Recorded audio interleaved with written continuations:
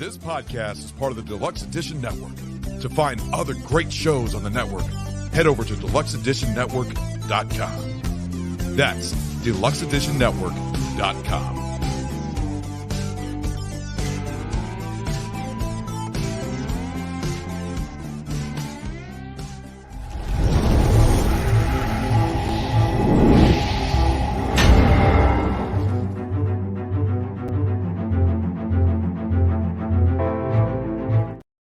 Hello, everyone. Welcome back to another amazing episode of the Stephen Gervais and Friends podcast, part of the Deluxe Edition Network, where if you go to deluxeeditionnetwork.com, you will find the June podcasts of the month, which are Barrel Aged Chicks and the Deep Dark Secrets podcast. Thank you, and I hope you enjoyed today's video. So today, we're going to be talking about the Minnesota Vikings and their history.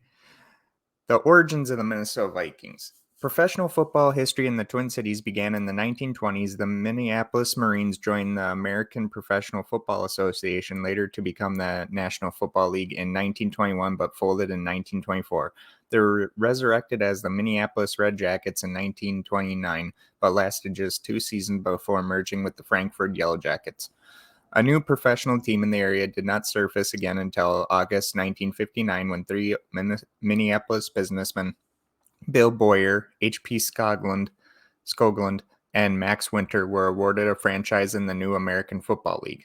Harry Gustafson was in part credited with providing the Vikings name.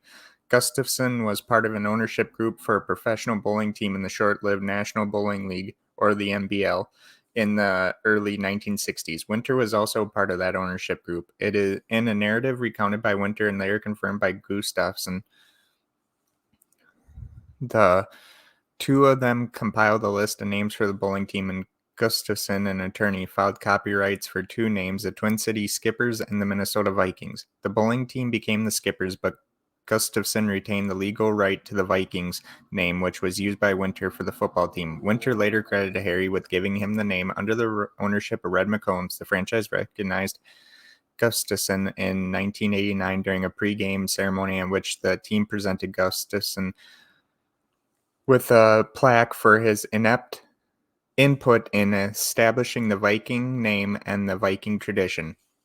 Ole Hasgrud was added to the NFL team ownership because of an agreement he had with the NFL since the 1920s when he sold his Duluth Eskimos team back to the league. The agreement allowed him 10% of any future Minnesota team. The ownership group, along with Bernard H. Ritter, forfeited its AFL membership, which was subsequently passed on to the Oakland Raiders, and then were awarded the National Football League's 14th franchise on January 28, 1960, with play to begin in 1961, the early years. Bill Boyer served as the team president from 1960 to 1964. Joe Thomas was hired as head scout. Minnesota's first management team was led by general manager Bert Rose, who was appointed as GM on August 5th, 1960. In an article on August 6, 1960 in the Minneapolis Tribune, it was reported that the team would use the name Minnesota instead of Minneapolis-St. Paul. The article also stated that several nicknames were suggested for the team, including the Chippewas, Miners, Vikings, and Voyagers. The team was officially named the Minnesota Vikings on September 27, 1960. The name is partly meant to reflect Minnesota's place as a center of Scandinavian American culture. From the start, the Vikings embraced an energetic marketing program that produced a first-year season ticket sales of nearly 26,000 and an average home attendance of 34,586, about 85% of the 40,800 seat capacity of Metropolitan Stadium in Bloomington. Eventually, the team's capacity was increased to 47,900 on January 18, 1961. The Vikings named Norm Van Brocklin as head coach after Winnipeg Blue Bombers and future Vikings head coach Bud Grant turned down the job. Vikings trademark horned helmet and purple and gold uniforms were designed by Los Angeles Examiner cartoonist Carl Hubenthal. Bert Rose and Norm Van Brocklin both knew Hubenthal from their days in Los Angeles, Rose having served as the Rams' public relations director and Van Brocklin having played as their quarterback. Rose, an alumni of the University of Washington instructed Hubbenthal to produce a uniform using the same colors as his alma mater. Hubbenthal also composed the Vikings' original Norseman logo. The team has retained the basic elements of all those designs to the present day. The Vikings played their first game, an exhibition game, against the Dallas Cowboys on August 5th, 1961. The game was played at Howard Wood Field in Sioux Falls, South Dakota. The Vikings won their first regular season game, defeating the Chicago Bears 37-13 on the opening day of 1961. Rookie Fran Tarkenton replaced starting quarterback George Shaw to throw 4 touchdown passes and run for another to lead the upset. The expansion team lost its next 7 games on its way to a 3-11 record. The team's second season in 1962 was the first and to date only season in franchise history in which the team failed to win at least 3 games. It is also the worst season ever by regular season winning percentage in Vikings history. Rose resigned from his position as GM on June 1st, 1964. Jim Finks, then general manager of the Calgary Stampeders, was named his successor. On September 11, 1964, the Vikings had their first winning season in 1964, finishing with 8 wins, 5 losses, and 1 tie. This 1964 season is also remembered by fans for a road game against San Francisco 49ers in which defensive end Jim Marshall picked up a fumble and ran it to the wrong end zone. He thought he had scored a touchdown for the Vikings, but instead had scored a safety for the 49ers. The Vikings did go on to win the game 27-22. 1964 was also the only season that the Vikings wore white jerseys at home games. This led to confusion when the Detroit Lions came to Bloomington with only their white jerseys. The game started with both teams wearing white jerseys. The Vikings retrieved their purple jerseys from Midway Stadium in St. Paul. The Vikings changed from white jerseys to purple jerseys on the sidelines. That led to the Vikings wearing all purple uniforms. Max Winter became the team president in 1965. The Vikings played their first regular season night game and first regular season non-Sunday game when they played the New York Giants Saturday night, October 9, 1965 at Met Stadium. In November of that year, the volatile Norm Van Brocklin quit one day after the team had been eliminated from the postseason in a 41-21 defeat to the Baltimore Colts, but came back 24 hours later. 2 months after that brief departure, Van Brocklin signed a new contract that would keep him with the franchise through 1970, but then quit for good, abruptly announcing his departure on February 11, 1967, saying he had lost control of the team, and the Vikings once again pursued the services of Bud Grant, who was still with Winnipeg. This time, Grant accepted the Vikings offer and became the Vikings' new head coach on March 10, 1967. On March 7, 1967, Fran Tarkenton was traded to the New York Giants for first and second round selections in the 1967 draft, a first round selection in 1968, and a second round selection in 1969. With these picks, Minnesota selected Clinton Jones and Bob Grin in 67, Ron Yeary in 68, and Ed White in 69. During the late 1960s, the Vikings were building a powerful defense known as Purple People Eaters, led by Alan Page, Carl Eller, Gary Larson, and Jim Marshall. In 1968, that stingy defense earned the Vikings their first Central Division title and their first playoff berth. They lost to Baltimore 24-14 in the Western Conference Championship game. In 1969, the Vikings earned a 12-2 record, the best in the NFL.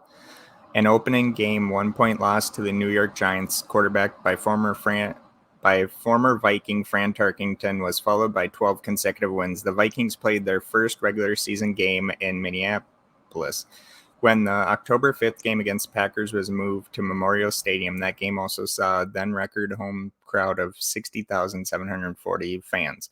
The Vikings defeated the Cleveland Browns 27-7 in the NFL Championship game on January 4, 1970 at Metropolitan Stadium. Minnesota became the first modern NFL expansion team to win an NFL championship, which earned the team a berth in Super Bowl IV. The heavily favored Vikings lost that game to the Kansas City Chiefs 23-7 at Tulane Stadium in New Orleans. And that's pretty much the end of this first episode.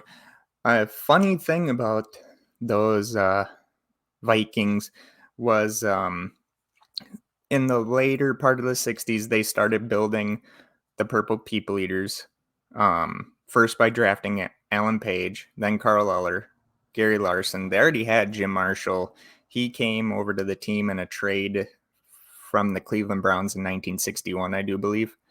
And when Bud Grant was hired in 1967, Minnesota had already traded Fran Tarkenton to the New York Giants for draft picks. Well, then Bud Grant and Jim Finks said, hey, we need a leader to get us going, And so who'd they pick? Joe Kapp. And Joe Kapp recently passed away, as did Bud Grant. And it's just funny how they built the contenders so quickly that by the end of the decade, they were in Super Bowl IV against Kansas City Chiefs, which they lost, sadly. But stuff like that happens. Today is Thursday. So join me for the live stream due to us getting over 1,000 downloads all time on the podcast.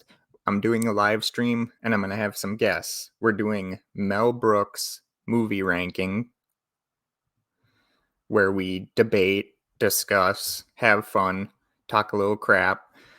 But it'll be Kyle Curtis Flett from Flett's Movies and Pop Culture 13, Brian and Mark Bensett Jr. from The Talking Shit Show, and also Robert Palmer from the Broken System podcast. So join us June 3rd, this Saturday, at 8 p.m. Central Standard Time. I think it's 7 p.m. Canadian time, and then 9 p.m. if you live in Florida. So go check that out this Saturday. You'll enjoy it. You'll have fun. You'll even get to have a few laughs, even at my expense. Thank you so very much, and thank you all for showing the support. If you haven't subscribed yet or are new to the channel, hit that subscribe button. Also, hit the like, comment, and hit the notification bell, as it really does help us out and helps us get bigger. So then, we can have more people come on, maybe even more guests. Who knows? Sky's the limit when you, the fans and loyal supporters of this podcast, keep showing your love and support. Also, go over to the deluxeeditionnetwork.com, where you'll find the June podcasts of the month, which are, again, Barrel Aged Chicks and the Deep Dark Secrets podcast. And you can also find other podcasts like the Deluxe Edition podcast, Spoil My Movie, History I'd Like to Blank or Hilf with Don Brody, Barrel Aged Flicks, I already said Deep Dark Secrets podcast, The Talking Shit Show, Spoil My Movie. I don't know if I said them. If I said them again, I'm sorry. Quad Pro Co, Broken System podcast, Flett's Movies and Pop Culture 13, and also this podcast. And you can listen to this podcast not only on YouTube, Buzzsprout, but anywhere where you listen to podcasts. Thank you so very much. This is Steven Gervais, and I will see you all on Saturday. This podcast is part of the Deluxe Edition Network. To find other great shows on the network, head over to deluxeeditionnetwork.com. That's deluxeeditionnetwork.com.